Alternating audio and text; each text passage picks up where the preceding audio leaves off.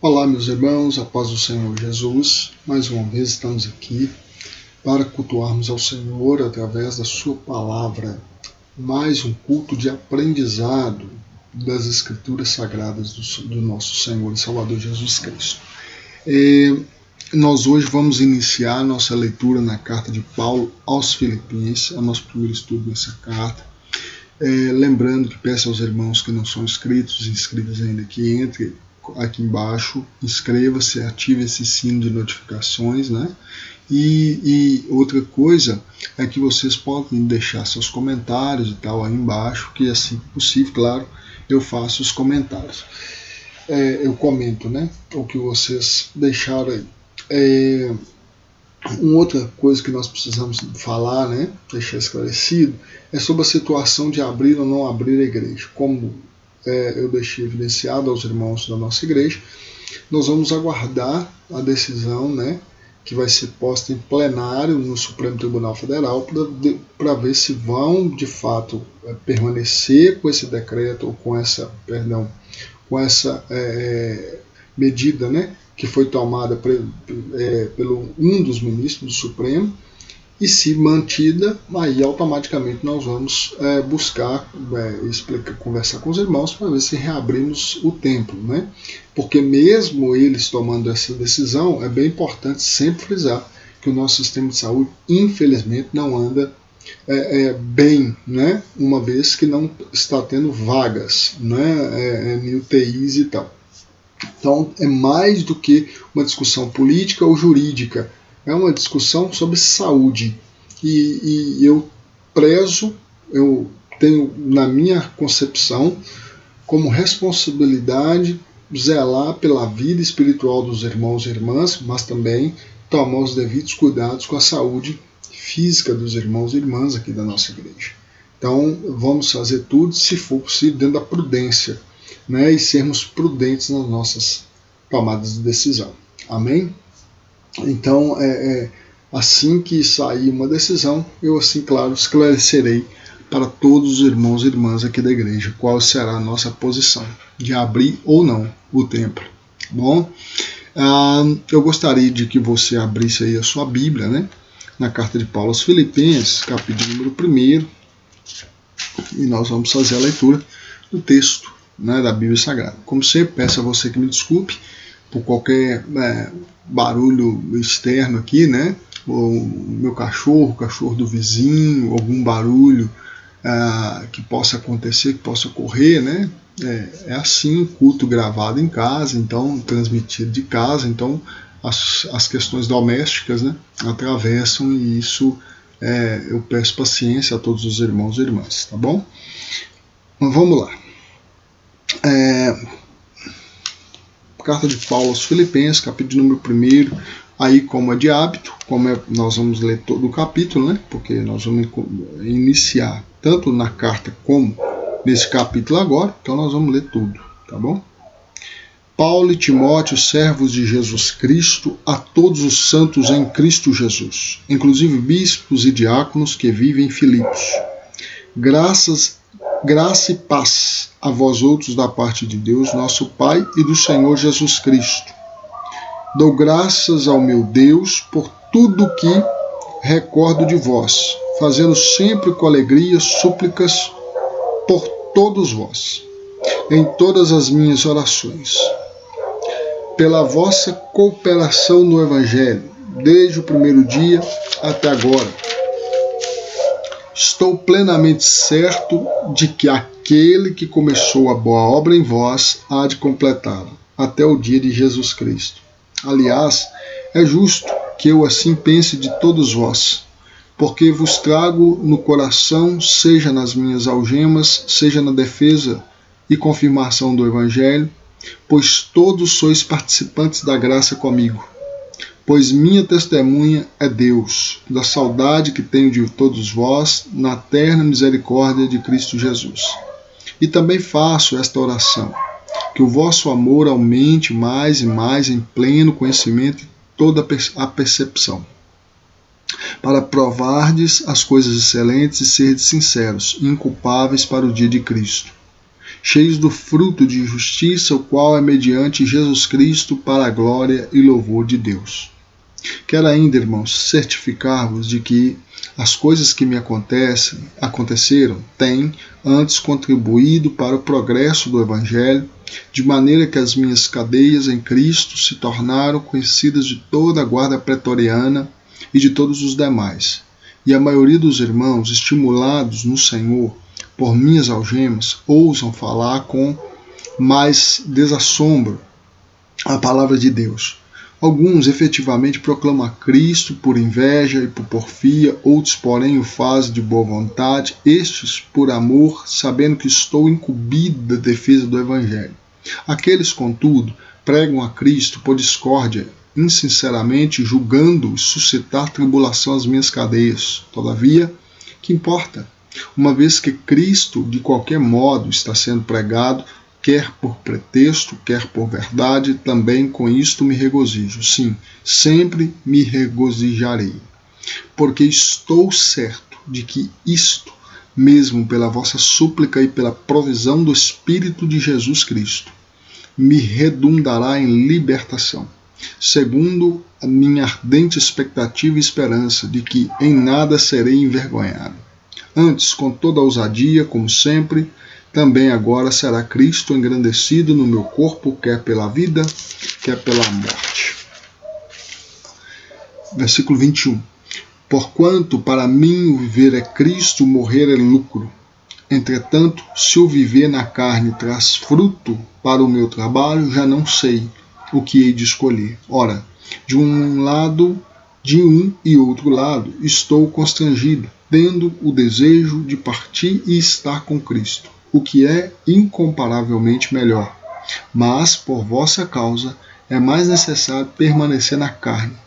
E convencido disso, estou certo de que ficarei e permanecerei com todos vós, para o vosso progresso e gozo da fé, a fim de que aumente, quanto a mim, o motivo de vos gloriardes em Cristo Jesus, pela minha presença de novo convosco.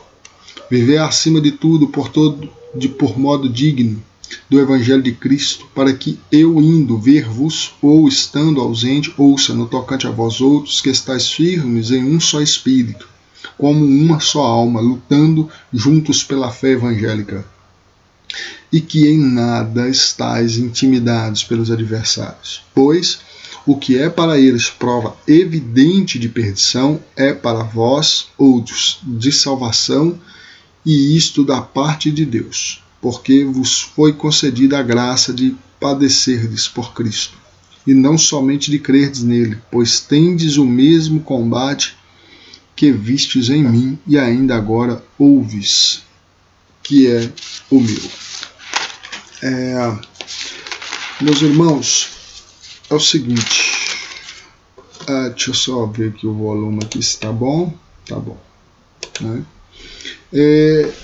A questão é que esta carta de Paulo, ela não é nos mesmos moldes do que algumas outras epístolas. Costumam chamar,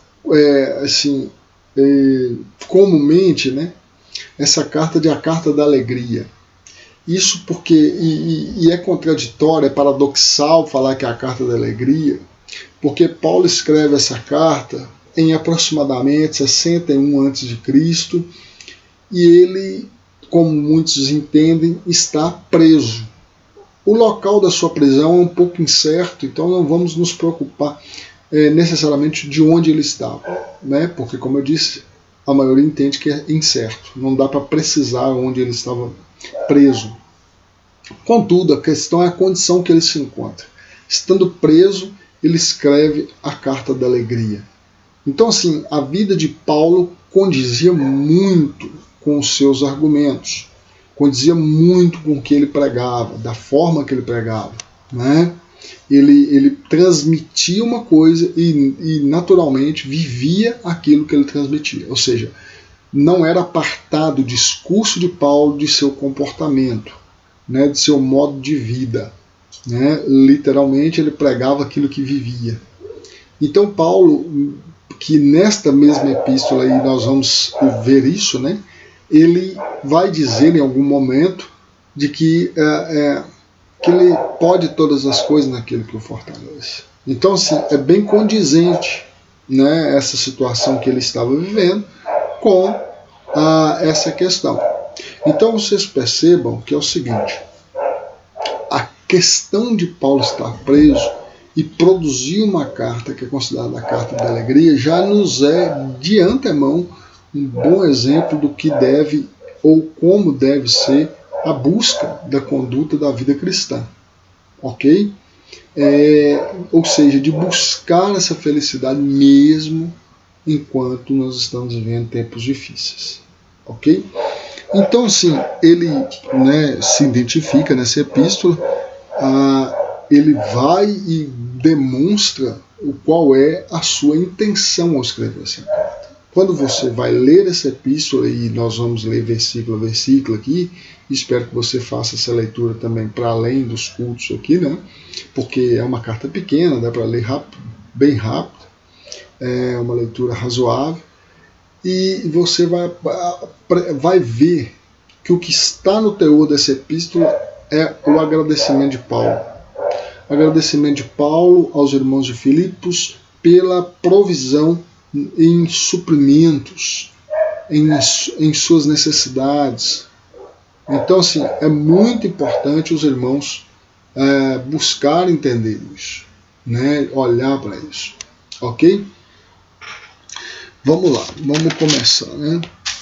No versículo primeiro. Primeiro é aquela questão da apresentação, bem comum, né, das cartas de Paulo. O cachorro hoje está bem agitado, vocês me desculpem, mas paciência. Né?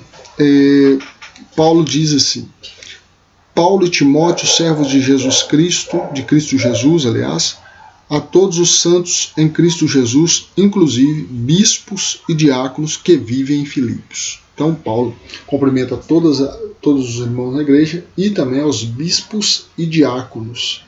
Né?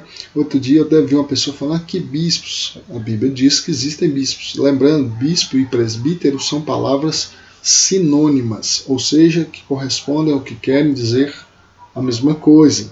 Né? A pessoa questionando, mas existem bispos no Novo Testamento? Aponta que sim. Né? Isso só é uma questão de nomenclatura. Talvez a única exceção que exista é a questão do apóstolo, né? Do apostolado. Aí sim há uma corrente na teologia que não concorda de haver apóstolos na atualidade, uma vez que tinham critérios muito específicos para que se houvesse, para que fosse considerado um apóstolo, né? Ter vivido com Jesus, ouvido os ensinamentos de Jesus, com uma única exceção, no caso, que foi Paulo, né? Considerado um apóstolo, e mesmo assim ele conta a sua experiência pessoal de ter sim encontrado com Jesus, ou seja, Jesus encontrado com ele, e então passado para ele e chamado para ser pregador, anunciador das boas novas aos gentios. Né? Mas retomamos, que são parentes, né? No 2 ele diz: graça e paz a vós outros, da parte de Deus nosso Pai e do Senhor Jesus Cristo. Comum essa apresentação, lembrando que aqui ele se apresenta juntamente com Timóteo, né, mandando se apresentando à igreja de Filipe. E aí ele começa, como eu falei, a questão da ação de graças, de agradecimento. Ele começa justamente isso: dou graças ao meu Deus por tudo que recordo de vós. Então aqui já é o tom da carta. Por tudo que me recordo de vós. Olha isso, tudo que eu recordo de vós. Era uma igreja que produziu em Paulo uma alegria, né? Diferente de alguns, não que as outras não gerassem, mas as outras tinham problemas, em alguns casos até muito graves. Então isso gera um outro tipo de tom, né, na escrita da carta, isso é claro. Como é o caso de 1 Coríntios, né? O tom é diferente, porque produz efeitos diferentes a partir da relação que ali se encontra, né? Em especial, a contraposição que Paulo encontrou dentro da igreja de Corinto, de pessoas que não o consideravam apóstolo, né? Aqui, mesmo que ele vai também tocar em algum ponto de algumas pessoas que queriam contradizê-lo, né? ou afligi-lo de alguma forma. Contudo, aqui ele já começa dando graças por tudo que ele se recorda da igreja de Filipe. Então ele continua, né, no versículo 4, dizendo: fazendo sempre com alegria súplicas por todos vós em todas as minhas orações. Ou seja, ele fala que ele está aqui dizendo que pede a Deus constantemente por a igreja de Filipe, pelos irmãos em Filipe, né, fazendo súplicas, clamando a Deus pelos irmãos nas suas orações, pela vossa cooperação no Evangelho desde o primeiro dia até agora. Olha bem, que os irmãos cooperavam no Evangelho desde o início até o presente momento. Então, uma igreja que produziu muita alegria no coração de Paulo, né? Versículo 6. Estou plenamente certo de que aquele que começou a boa obra em vós há de completá-la até o dia de Cristo Jesus. Esse versículo é muito utilizado, né? Muito utilizado em sermões, em estudos, enfim, que expressando, né, que aquele, ou seja, que Deus, que é quem começou a boa obra, ele é fiel para terminar. Isso aqui é muito importante nós frisarmos e pensarmos nesse versículo. Esse versículo tem uma aplicabilidade na nossa vida muito interessante, porque é muito comum nós desistirmos em alguns momentos de fraqueza espiritual, de queda espiritual, de circunstâncias adversas e difíceis. Nós temos muita facilidade em desistir. E aqui está carregado, aqui Paulo quer chamar a atenção para os irmãos, que Deus ele começou, uma vez que nos tirou da nossa primeira condição lá, do pecado e tal, da cegueira espiritual, que esse Deus que começou essa obra, ele é fiel para terminar, até o dia da volta de Cristo, até o dia que se completar todas as escrituras, né, no que corresponde às promessas de Deus para nós. Então, assim, é muito importante nós lembrarmos desse versículo. Você, meu irmão e minha irmã, é muito importante entender isso, que Deus, quem começou a boa obra na sua vida, ele vai ser fiel, e ele é fiel para terminar essa boa obra. Não acabou, né? Você ainda tem um trajeto, você ainda tem um caminho a seguir. Então não desista da fé, não desista das promessas de Deus para a sua vida. Em especial, se você lembra, recorda, através de um sermão, através de uma leitura nas Escrituras, Deus vem no seu coração mediante o Espírito e faz uma promessa através da palavra, quer seja usando uma pessoa, quer seja você fazendo uma leitura nas Escrituras. Lembre-se de que Ele é fiel para cumprir com a sua palavra, Ele é fiel para cumprir a boa obra. Claro que o cumprimento máximo da boa obra, lembrando, é a nossa salvação, e não apenas promessas, né, de questões efêmeras, de questões passageiras, de questões aqui nesta terra. O cumprimento máximo da obra será a nossa salvação. Amém? E ele no 7 diz: aliás, é justo que eu assim pense de todos vós, porque vos trago no coração, seja nas minhas algemas, seja na defesa e confirmação do Evangelho, pois todos sois participantes da graça comigo. Olha que interessante. Paulo diz que carrega esses irmãos, um apreço por esses irmãos, né, que em todos os momentos, quer seja no momento da defesa e confirmação do Evangelho, ou quer seja nas algemas. Ou seja, Paulo entendia que essa igreja cooperava. Por quê? Lembre-se que eu disse no início, é uma carta de agradecimento por tudo quanto os irmãos fizeram e estavam fazendo por ele. Ok? Então, ou seja, os suprimentos que mandavam. Olha bem, se ele é um missionário e ele recebe suprimentos dessa igreja, ele recebe uma providência de Deus por meio dessa igreja, e ele está anunciando o Evangelho, automaticamente essa igreja é participante dessa obra na vida de Paulo e na vida das pessoas a quem Paulo está pregando. Então faz muito sentido Paulo fazer esse agradecimento à igreja de Filipos, lembrando que uma das poucas vezes que Paulo aceita uma ajuda, né, financeira que eu estou falando. Uma das poucas vezes que ele recebe e não há muito questionamento de por que recebeu. Porque, como ele vai dizer que nós vamos aprender lá no capítulo 4, né, ele tanto aprendeu a ter fartura como a padecer necessidade.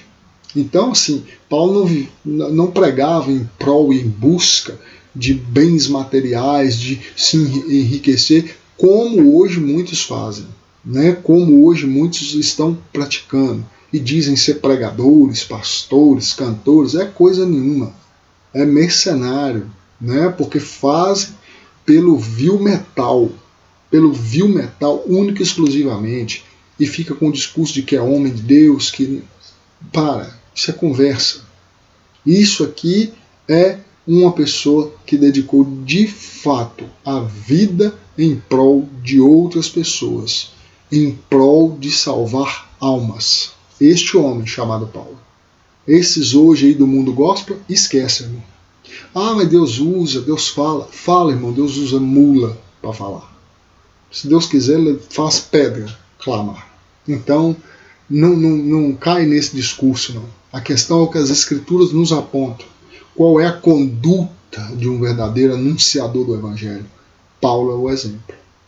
De que não fazia pelo vil metal. Ele não aceitava. Ele procurou trabalhar, inclusive.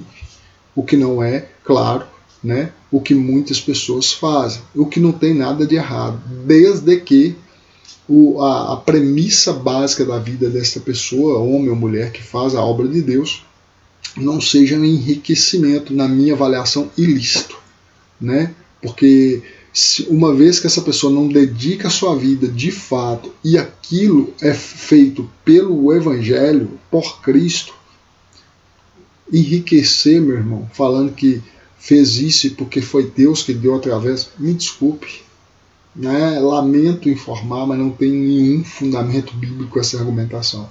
Agora, se enriquecer através do seu trabalho, mesmo fazendo a obra, se enriquecer por meios lícitos, mesmo fazendo a obra, amém. Né? Amém. Agora, desta forma que é feito, cobrando 10, 15, 20 mil para pregar, para cantar e falar que é Deus quem está fazendo isso, me desculpe, mas não tem procedência escriturística para isso. Então, esses irmãos aqui contribuíram na vida de Paulo e ele está agradecendo, falando que eles eram participantes, que é justo colocá-los como participantes, quer seja nas suas algemas, né, nos seus sofrimentos, quer seja também na propagação, na confirmação, na defesa do Evangelho. Amém? 8.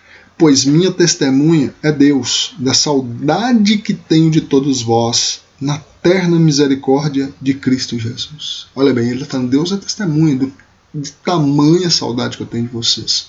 Né? Porque era uma igreja que Paulo tinha um grande apreço, está ficando claro, evidenciado na sua escrita, né? Na forma que ele se dirige a essa igreja. Então ele tinha muito apreço pelos irmãos da igreja de Filipos. E aí ele diz, e também aí agora ele vai descrever como faz, qual o tipo de oração que ele faz pelos irmãos de Filipos, né?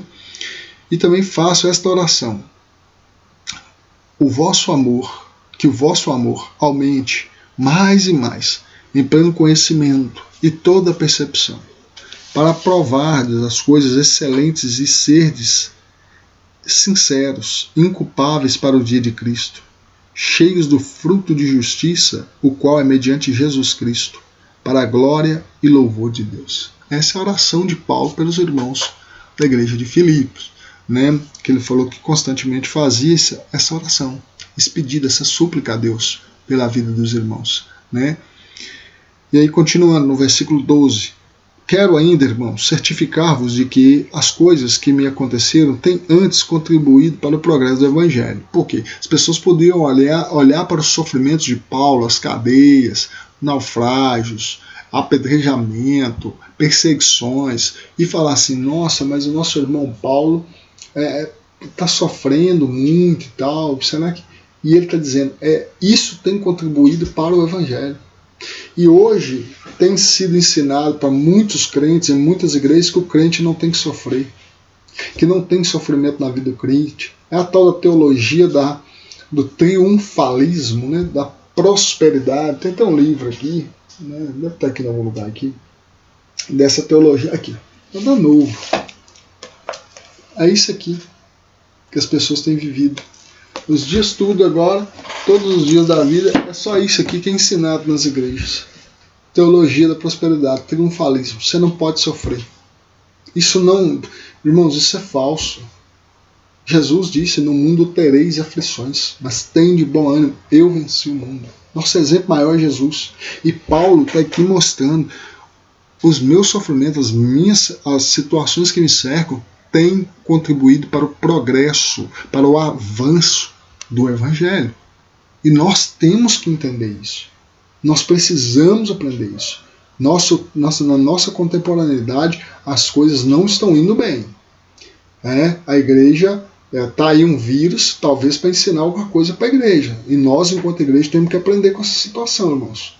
Se nós não aprendermos, a igreja precisa se arrepender, né, desse evangelho falso que está sendo pregado. Esse evangelho insosso, de que não há sofrimento, de que Deus é um mordomo, que serve e nos dá o que nós queremos a hora que queremos. Não, Paulo está dizendo, olha, todas as situações que eu estou passando, prisões e tal, isso tem contribuído para o avanço, para o progresso do Evangelho. Então o sofrimento faz parte, não é da vida do cristão, não é da vida do ser humano. Querem eliminar, querem viver um céu aqui na terra. Isso não existe, irmãos. Não chegou o tempo ainda. É peregrinação. Nós estamos peregrinando. Lembre-se, a sombra dos bens vindouros é lá, a caminhada de Israel do Egito até Canaã. Aquilo é representativo do que a igreja vai passar. Então o que eles passavam lá?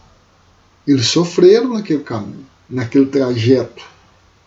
Anos e anos, 40 anos, sofrendo. Tinha o maná para comer? Tinha maná para comer. Faltou roupa? Não faltou roupa. Tinha água? Deus providenciava. Então, ou seja, as nossas necessidades básicas, Deus vai cuidar nesse período. Contudo, vai haver sofrimento. Ponto. Não existe esse céu sendo pregado aí, aqui nessa terra agora. Não existe isso. Isso é mentiroso, isso é falso. Isso não corresponde com a teologia bíblica. Ok? E ele continua. De maneira, no versículo 13, de maneira que as minhas cadeias em Cristo se tornaram conhecidas de toda a guarda pretoriana e de todos os demais. Ou seja, todo mundo ficou sabendo por que ele foi preso. Foi preso por pregar o nome de Jesus. Percebe? O nome de Jesus ia sendo propagado. Olha, prenderam um tal de Paulo. Por que prenderam? Porque ele prega sobre um tal de Jesus. Como assim? Ele fica falando que esse Jesus é seu Salvador e que Jesus é Filho de Deus. Imagine, isso, o nome de Jesus está sendo propagado. Com o sofrimento, com as cadeias dele. Percebe? E aí 14, e a maioria dos irmãos, estimulados no Senhor por minhas algemas, ousam falar com mais desassombro da palavra de Deus. O exemplo de Paulo, do sofrimento de Paulo, levou a mais irmãos a quererem pregar o evangelho sem temer tanto. Mas se Paulo está sofrendo, por que eu não vou sofrer para falar do nome de Jesus? E hoje está sendo o contrário. Começa pelos altares, como eu disse, dessa teologia falsa da prosperidade, de que não tem sofrimento, a começar pelos próprios líderes. E isso produz o quê? Produz vamos assim dizer, uma geração de cristãos que não sabe o que é sofrer e não consegue sofrer. Isso partindo e sendo ensinado pelos seus próprios líderes. O que é vexatório, o que é vergonhoso, porque isso não condiz com as Escrituras. Então, querido, quer viver essa vida? Pregue outra coisa, não o Evangelho. Tente viver outra coisa. Vá para outra religião, porque Evangelho é isso aqui. Cadeia, algema, perseguição. Mas que é isso? Sim, a promessa de vida após a morte. Aí sim, na sua plenitude. Aí sim, na experimentação do bom e do melhor de Deus. Aí sim você comerá do melhor dessa terra. Quando chegar a hora do triunfo de Cristo sobre todas as nações, sobre tudo o que corresponde ao mal e ao pecado. Aí sim a igreja estará com Cristo para desfrutar desse momento. Então, se você quer ser esta igreja, amém. Mas se você quer ser essa igreja que quer usufruir de tudo, não é que é pecado querer usufruir. O ponto é que estão invertendo. Se não for assim, não é evangelho. Qual Bíblia que está escrito assim? E qual o evangelho que está escrito isso? Não é no da Bíblia Sagrada. Não é na tradição judaico-cristã. Isso está em outro lugar. Tá? Isso está na cultura secular, isso está numa cultura difusa pelos homens e não necessariamente na teologia judaico-cristã. Ok? Alguns efetivamente proclamam a Cristo por inveja e porfia, outros, porém, o fazem de boa vontade. Ou seja, Paulo está aqui anunciando que isso aqui não começou agora não, viu, irmãos? Gente pregando por causa de dinheiro, gente pregando por fama, por querer aplausos, por querer sorrisinhos e abraços. Isso que acontece hoje na igreja no meio chamado gospel, isso não começou agora não. Isso aí desde sempre existiu. Né? A grande questão é que ele está deixando claro, olha, alguns pregam mesmo por inveja, porfia, né? Fulano está pregando, eu também vou. Fulano é pastor, eu também quero ser. Percebe? Porfia, inveja, enfim, qualquer que seja o motivo. E aí ele vai dizer assim: estes, por amor, sabendo que estou incumbido da defesa do evangelho. Ele está falando dos últimos, né? Proclamo de boa vontade.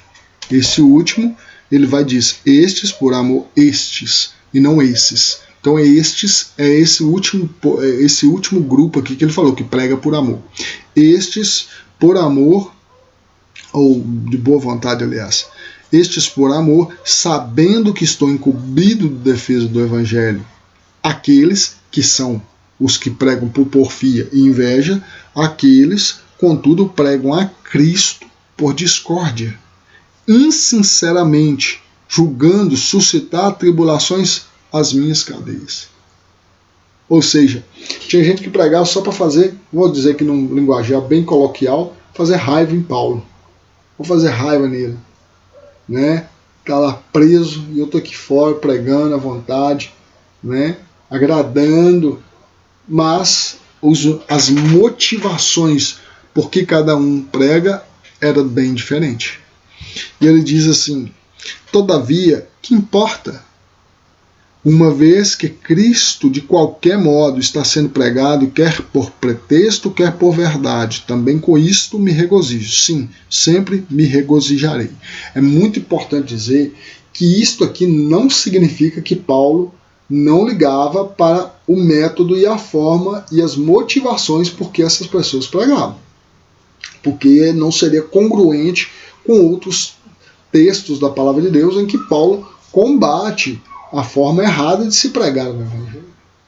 A maneira não tão condizente com as escrituras de pregar o evangelho. Isso é muito importante falar. Não significa que deixa eu fazer do jeito... Não. Ele denunciava, assim, as más condutas no que corresponde ao evangelho. Tá? No que corresponde à pregação do evangelho. Deixa bem claro. Ok? Então, assim, isso aqui é bem importante deixar claro. Só que ele está falando, olha, o que importa é que Jesus está sendo anunciado. O Senhor está sendo pregado. Entendeu? E ele continua. Porque estou certo que isto mesmo, pela vossa súplica e pela provisão do Espírito de Jesus Cristo, me redundará em libertação. Ou seja, nessa pregação do Evangelho sendo difusa, né, vai redundar a ele uma libertação. Ele diz, segundo a minha ardente expectativa e esperança de que em nada serei envergonhado. Antes, com toda a ousadia, como sempre também agora, será Cristo engrandecido no meu corpo, quer pela vida, quer pela morte. Ou seja, não interessa. O que importa é que se eu morrer aqui, o nome de Jesus é glorificado. Se eu estiver vivo aqui preso, o nome de Jesus é glorificado. Ok? No 21 ele diz: porquanto para mim o viver é Cristo e o morrer é lucro. Ou seja, enquanto eu estiver vivo eu prego, mesmo sendo em cadeias, mesmo sendo perseguido, eu prego. E o morrer é lucro. Por que é lucro? E aí ele vai explicar. Entretanto, porque o morrer, claro, ele estará com Cristo. E o lucro dele é esse, estar em Cristo. Né? E aí ele diz: entretanto, se o viver na carne traz fruto para o meu trabalho, já não sei o que hei de escolher. Olha bem, ele está aqui falando de um dilema. Entretanto, se o viver na carne traz fruto para o meu trabalho, já não sei o que hei de escolher. Né? Ora, de um e outro lado, estou constrangido, tendo desejo de partir e estar com Cristo, o que é comparavelmente melhor. Veja bem, Paulo estava aqui falando, eu vou, assim, o que está aqui intrínseco a esse versículo é Paulo dizendo: eu preferiria estar morto em Cristo. Percebe? Porque seria muito melhor. Por quê? Claro, ele estava passando por vários sofrimentos, perseguições, cadeias. Então morrer para ele, na concepção dele, era ótimo.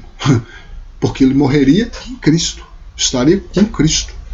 Mas aí ele diz: mas por vossa causa é mais necessário permanecer na carne. Veja bem, é mais necessário. Ele fala: olha, minha vontade é estar com Cristo, né? Não nessa vida aqui, não nesse mundo, mas está literalmente em Cristo, morto, não estando em vida. Mas é mais necessário, por vossa causa, estar em carne. Ou seja, é mais necessário estar vivo, continuar pregando, tá? Continuar anunciando, continuar edificando a igreja, continuar despertando a fé em pessoas. Então, assim, por mais sofrimento que a gente passe, isso aqui pode algumas vezes tocar em um ponto muito sensível, que é a ideia de uma ideação suicida em muitos momentos, em muitas pessoas, de querer morrer, porque a situação da vida está muito difícil. A situação da vida não está fácil, porque está passando por várias situações adversas, e a qual a única saída que essa pessoa encontra seria, no caso, na morte. Né? É um tema muito sensível. Contudo, Paulo diz, no caso dele quanto cristão, como missionário, que era melhor ele estar em carne. Por que era melhor? Porque ele edificaria outros irmãos. Deus usaria-o como instrumento para a igreja. Aqui nós vemos um altruísmo, né, e uma força em Paulo para permanecer vivo, mesmo em muitos momentos desejando não estar. Então é muito importante atentarmos a essa fala de Paulo. Né? Se alguns pensamentos como esses circundam ao seu imaginário, circundam os seus pensamentos, de você em alguns momentos da sua vida pensando não queria estar vivo, é muito importante você fazer essa análise, né? Se você está em condições tranquilas para continuar sem precisar buscar uma ajuda. Porque no caso de Paulo, ele não precisou necessariamente de forma exterior buscar uma ajuda para que alguém o ajudasse a não continuar pensando dessa forma. Mas não é todo mundo que é assim. Então, se de alguma maneira isso circunda por muito o seu pensamento, busque uma ajuda. Quer seja do seu líder, pastor, mas lembrando que é também necessário buscar uma ajuda profissional em alguns casos. Paulo achou conforto e consolo no altruísmo de continuar pregando o evangelho. Ok? Esse foi o auxílio que ele conseguiu arrumar para se manter, para permanecer mesmo em meio às circunstâncias, lutando para estar vivo, né? Para pregar o evangelho. Mas outras pessoas não conseguem na mesma motivação permanecer. Então é importante estarmos atentos a esse tipo de coisa que pode passar pelo nosso pensamento, que é o que estava passando pelo pensamento de Paulo, esse paradoxo, né, de ficar vivo ou morrer e tal, qual seria melhor. Amém? E convencido disto, versículo 25, e convencido disto, estou certo de que ficarei e permanecerei com todos vós, para o vosso progresso e gozo da fé, a fim de que aumente para mim o motivo de vos gloriardes em Cristo Jesus, pela minha presença de novo convosco. Ou seja, vocês vão regozijar com a minha presença em vida com vocês. Ou seja, ele estava pretendendo estar com os irmãos novamente, né? Vivei acima de tudo, por modo digno do Evangelho de Cristo, para que, ou indo ver-vos, ou estando ausente, ouça no tocante a vós outros que estáis firmes em um só espírito, com uma só alma, lutando juntos pela fé evangélica. Ou seja, a nossa conduta enquanto grupo tem que também permanecer fidedigna ao Evangelho de Cristo. Nós precisamos avaliar a nossa conduta moral e ética enquanto grupo, moral enquanto pessoal e ética enquanto coletivo, né, de nos manter aí dentro dos preceitos do Evangelho. Ah, mas está tendo muito escândalo. Ah, mas a igreja tal. Ah, mas o pastor X. Queridos, nós temos que lutar. É uma luta. Luta para nos manter dentro desses preceitos. Ok? Não significa que não vai acontecer escândalo. Não significa que, infelizmente, algumas pessoas vão cair em maiores equívocos, né? Se não dizer em maiores pecados, que geram maiores consequências. Contudo, nós precisamos lutar. Nós precisamos lutar para viver nesse modelo de vida evangélico, nesse modelo de vida cristão, proposto por Jesus Cristo através da sua palavra. E ele diz, e que em nada estáis intimidados pelos adversários, pois o que é para eles prova evidente de perdição é para vós outros de salvação, e isto da parte de Deus. Ou seja, o que é evidente é claro que é a mensagem do Evangelho, a palavra de Deus. Para eles é sinal de perdição, porque não estão em Cristo, não estão em Deus, então logo é um sinal de perdição. Para quem continua pregando, é um sinal de salvação e de vida eterna.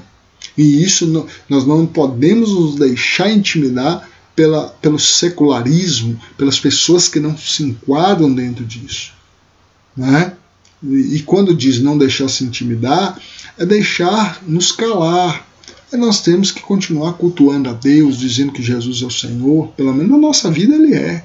Se as pessoas não consideram a sua vida, cada um, como diz as Escrituras, prestará conta de si mesmo a Deus, né? Então, nós temos que continuar, não nos intimidando.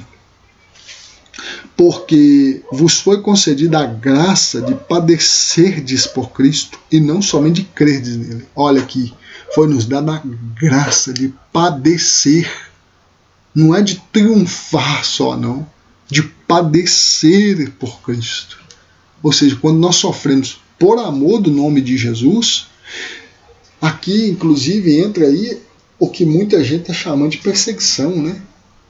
Porque está morrendo 3, 4 mil pessoas por dia no Brasil, aí estão pedindo para as igrejas não abrir. Alguns ultra-religiosos estão falando que isso é perseguição contra a igreja. Esse pessoal, não, acho que eles nunca leram a Bíblia para entender o que é perseguição. Acho que eles não leram o que é perseguição.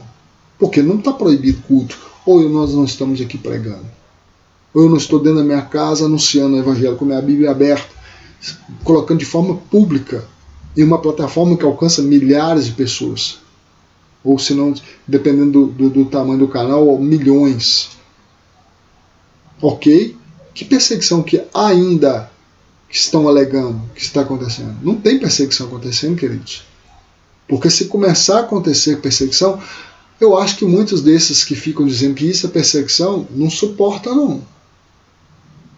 Não estou vendo gente sendo arrastada pela rua para pregar o nome de Jesus ainda, não. Não estou vendo porta sendo arrombada porque estamos aqui pregando sobre Jesus, por enquanto. O dia que isso começar a acontecer, talvez eu concorde que aí há um tipo de perseguição. Agora, esse tipo aí, nós estamos lutando é para manter pessoas vivas, inclusive os próprios irmãos das igrejas. Mas isso não interessa para um certo grupo, né? Para um certo nicho dentro desse sistema que na verdade visa, infelizmente, em muitos casos, lucro e não almas. Não é? Então, Paulo diz aqui, né, porque foi nos dada a graça de padecer por Jesus. O dia que nós de fato padecemos por Jesus, isso é uma graça, isso é um presente de Deus. E o maior presente é nós resistirmos a essa perseguição. Percebe? É a resistência à perseguição. Aí sim, nós vamos estar condizentes com o que o Evangelho nos propõe. Também, né, sendo mais um elemento, claro, né, não sendo só isso, mas este é mais um. Porque vos foi concedida a graça de padecer por Cristo e não somente de credes nele, pois tendes o mesmo combate que viste em mim, e ainda agora ouves que é o meu. Ou seja, de padecer prisões, apedrejamentos, naufrágios. Isso sim é perseguição, queridos. Né? Tanto perseguição espiritual do inferno, quanto perseguição de pessoas sendo também manipuladas e usadas pelas potestades e principados. Então que Deus nos dê graça, nós suportarmos firmes. Né? Se um dia estivermos aí em vida e acontecer essa perseguição, que Deus nos dê graça para padecer por amor do nome de Jesus. Amém, meus irmãos? Se Deus quiser, na quinta continuamos, aí nós vamos entrar no capítulo 2, e eu louvo a Deus pela sua vida que ficou até agora, nos acompanhou. Mais uma vez peço desculpa, né? O cachorro late, ele late alto, né? E os vizinhos também, mas é a forma que estamos tendo de fazer isso, então vamos continuar fazendo. Amém? Eu gostaria de fazer uma oração com você, e na quinta, 19 horas, provavelmente sai mais um vídeo aqui, e domingo, 18 horas, sai também um sermão para edificar aí a sua vida e da sua família. Amém? Vamos orar? Deus, Senhor, em nome de Jesus, eu te agradeço, eu te exalto neste momento, bendiga o santo nome do Senhor, e como foi através da vida de Paulo, seja também nas nossas, meu Deus. Que o Senhor possa nos guardar, nos sustentar, para que possamos nós todos suportarmos, meu Deus querido, santo e eterno, as agulhas desta vida, as perseguições, os padecimentos que a muitos de nós somos acometidos, e que em nome de Jesus estejamos todos nós firmes. Que o Senhor esteja sobre os teus filhos e filhas, sobre as famílias daqui da nossa igreja, não só da nossa igreja, como de todo o Brasil, que o Senhor esteja guardando, livrando, sustentando.